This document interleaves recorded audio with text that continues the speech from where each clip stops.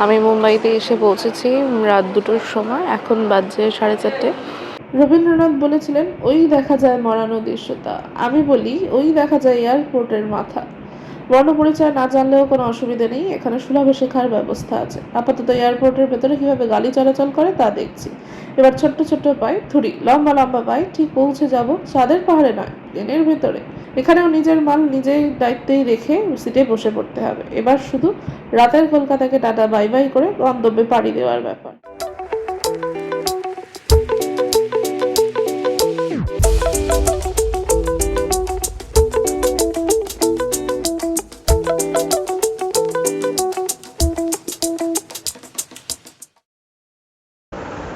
ভ্রমণ, যা শুনলেই আপামর বাঙালি তথা সব মানুষের মনই কম বেশি নেচে ওঠে। তাই তো নতুন বছরের ক্যালেন্ডার হাতে পেলেই খুঁজি কবে ছুটি আছে, কত দিন আছে, কোথায় যাওয়া যায় আর কিভাবেই বা যাওয়া যায়। কখনো সেই যাত্রার বাহন হয় বাস, কখনো ট্রেন, কিংবা কখনো ওই দূর আকাশে মেঘের দেশে পাড়ি দেওয়া প্লেন। কিছু যাত্রা হয় গন্তব্যের জন্য, আর কিছু হয় নতুন করে নিজেকে খুঁজে পাওয়ার জন্য। প্রতিটা মাইলের সঙ্গেই জুড়ে থাকে একটা নতুন গল্প, আর সেই গল্পগুলোকে নিয়েই শুরু হলো মাইলস অ্যান্ড মিলসের এই পথ চলা।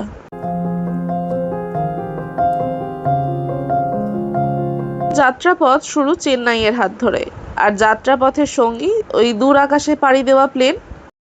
20শে জুন রাত 11টায় আমার ফ্লাইট ছিল কলকাতা থেকে চেন্নাইয়ে ভায়া মুম্বাই।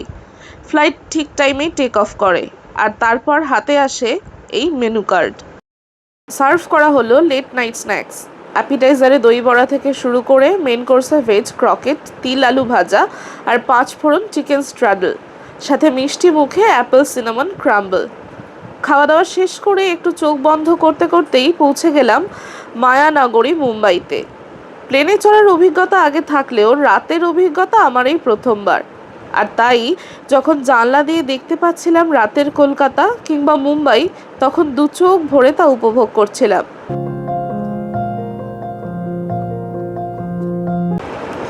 এরপর আমার এই জার্নির প্রথম ফ্লাইট ছিল মুম্বাইয়ের মাটি। আমি মুম্বাইতে এসে পৌঁছেছি রাত 2টোর সময়। এখন বাজে 4:30। আমি এখন মুম্বাই এয়ারপোর্টে বসে আছি। আমাদের যে চেকিং, মানে সমস্ত কিছু যা ফর্মালিটিস থাকে সে সমস্ত হয়ে গেছে। শুধু এখন ফ্লাইটটা আসলে বোর্ডিংটা বাকি। তো যেটা খুব ইম্পর্টেন্ট একটা জিনিস, একটা টিপস বলা যেতে পারে।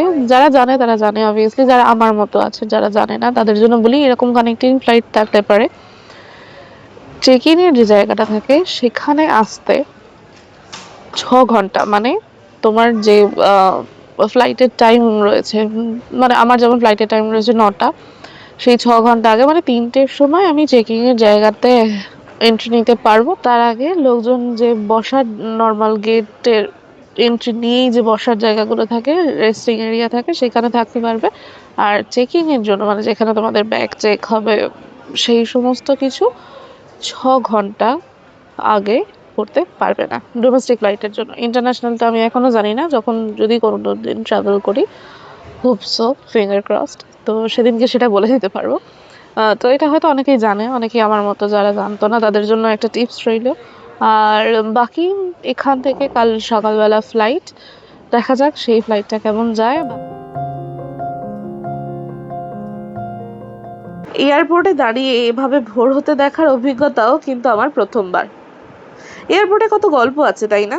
কেউ বাড়ি ফিরছে, আবার কাজের জন্য কেউ বাড়ি থেকে দূরে চলে যাচ্ছে, কেউ ঘুরতে যাচ্ছে, আবার কেউ ঘুরে বেড়ানো শেষ করে বাড়ির পথেই ফিরছে।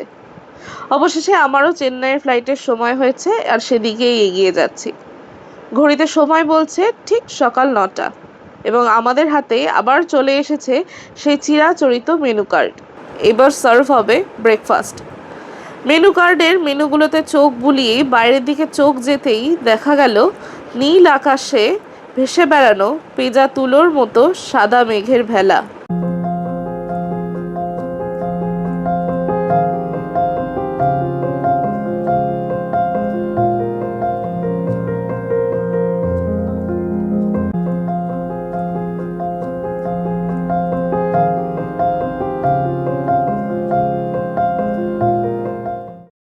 ব্রেকফাস্টে সার্ভ হলো ফ্রেশ ফ্রুটস, গরম coffee, butter croissant, chicken sausage, mushroom omelette আর ক্রিম স্পিনাচ।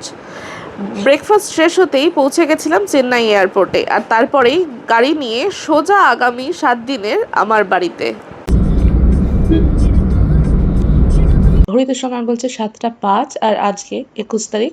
আমি ফাইনালি এসে পৌঁছেছি আমার ডেস্টিনেশন চেন্নাইতে।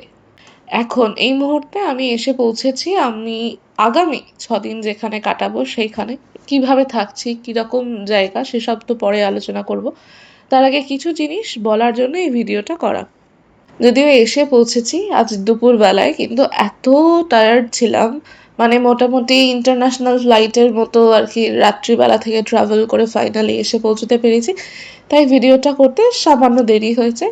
ঠিক আছে, যেটা এবার বলার জন্যই ভিডিওটা করা, আমার একটা জেস্চার খুব ভালো লেগেছে। ফ্লাইটের এক্সপিরিয়েন্স বলতে পারি, ফ্লাইটের যে জার্নি সেটা তো মজা করে শেয়ার করেছি তোমাদের সাথে, আপনাদের সাথে।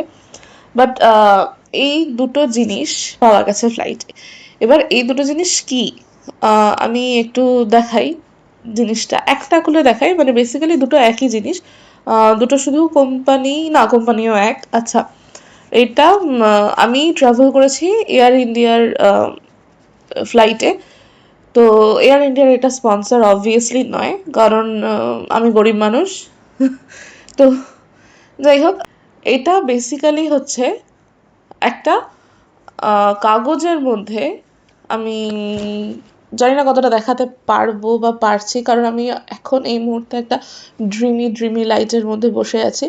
তো সেই ড্রিমি লাইটটার এফেক্ট আমার ভালো লেগেছে, তাই স্পষ্ট করে আমার মুখটা বোঝা না গেলেও বোঝাতে যাচ্ছে যে হ্যাঁ ভূতের ভিডিও করছে না আমি, সেই জন্যই আমি চেষ্টা করছি দেখানোর। ওকে, প্রচুর বাজে বকে ফেলেছি আবারও।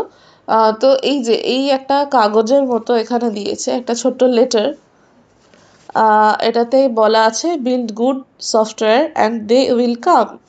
ওকে, তো এরকম করে প্রচুর জিনিস বলা আছে, এবং এটা বলছে যে এই কাগজের ভেতরে, এখানে বোঝা যাবে কিনা আমি জানি না, বললাম যে ভিডিওটাতে আমি চেষ্টা করব দেখাতে। তো এই যে পুরো কাগজটার মধ্যে ছোট ছোট ছোট ছোট দানা পুট করা আছে।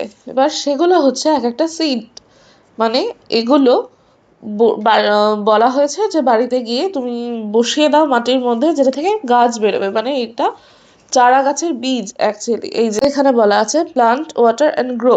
আচ্ছা, তো এই ব্যাপারটা আমার খুব ভালো লেগেছে, খুব মিষ্টি লেগেছে ব্যাপারটা, যে আমরা জানি যে এখন আমাদের যেরকম ভাবে চারিদিকে পরিবেশের ক্রাইসিস চলছে, সেখানে এটা একটা খুব ভালো উদ্যোগ বলা যেতে পারে। তো যাই হোক, এটা আমার খুব ভালো লেগেছে, আমি সেই জন্য ভাবলাম যে এটা একটু তোমাদের সাথে শেয়ার করা উচিত, শেয়ার করলে হয়তো ভালো লাগবে। তো সেই জন্য এটা দেখালাম। আর এসে পৌঁছেছি ফাইনালি চেন্নাইতে, সেটাও বলা। আর সবটা মিলিয়েই আপাতত এটাই। এরপরে কিভাবে থাকছি চেন্নাইতে, কি করছি, কি খাচ্ছি, কোথায় ঘুরছি, সমস্তটা কিছু আস্তে আস্তে আসবে, এবং তার জন্য সাথে থাকতে হবে মাইলস অ্যান্ড মিলসে। Bye by.